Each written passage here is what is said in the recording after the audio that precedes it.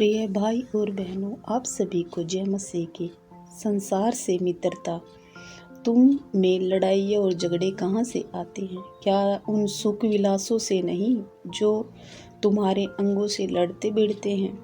तुम लालसा रखते हो और तुम्हें मिलता नहीं। तुम हत्या और डाह करते हो, कुछ प्राप्त नहीं कर सकते। तुम झगड़ते और लड़ते हो, तुम्हें इसलिए नहीं मिलता कि मांगते नहीं। तुम मांगते हो और पाते नहीं, इसलिए कि बुरी इच्छा से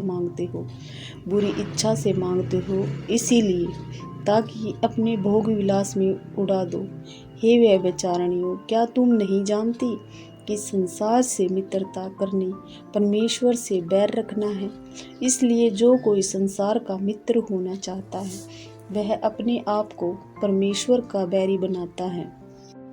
क्या तुम यह समझते हो कि पवित्र शास्त्र व्यर्थ कहता है, जिस पवित्र आत्मा को उसने हमारे भीतर बसाया है?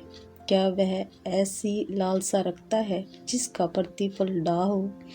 वह तो और भी अनुग्रह देता है।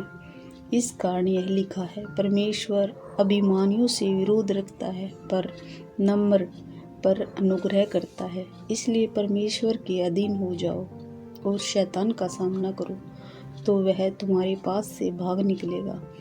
परमेश्वर के निकट आओ, तो वह भी तुम्हारे निकट आएगा। हे पापियों, अपने हाथ शुद्ध करो। हे दुचिते लोगों, अपने हृदय को पवित्र करो।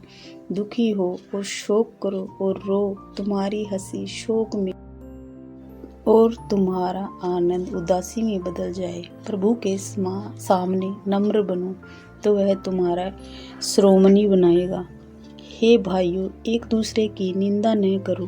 जो अपने भाई की निंदा करता है या भाई पर दोष लगाता है, वह व्यवस्था की निंदा करता है और व्यवस्था पर दोष लगाता है। तो तू व्यवस्था पर चलने वाला नहीं, पर उस पर न्यायाधीश ठहरा।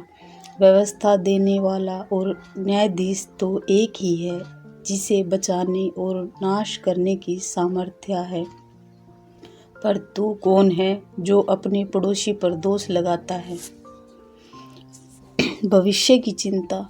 तुम जो यह कहते हो, आज या कल हम किसी और नगर में जाकर वहाँ 1 वर्ष बिताएंगे और व्यापार करके लाभ उठाएंगे, और यह नहीं जानते कि कल क्या होगा। सुन तो लो, तुम्हारा जीवन है ही क्या? तुम तो मानो धुंध के समान हो, थोड़ी देर दिखाई देता है, फिर लोप हो जाता है। इसके विपरीत तुम्हें यह कहना चाहिए, यदि प्रभु चाहे तो हम जीवित रहेंगे और यह या वह काम भी करेंगे। पर अब तुम अपनी डींग मारने पर घमंड करते हो। ऐसा सब घमंड बुरा होता है। इसलिए जो कोई भलाई करना जानता है और नहीं करता, उसके लिए यह पाप है। आमीन।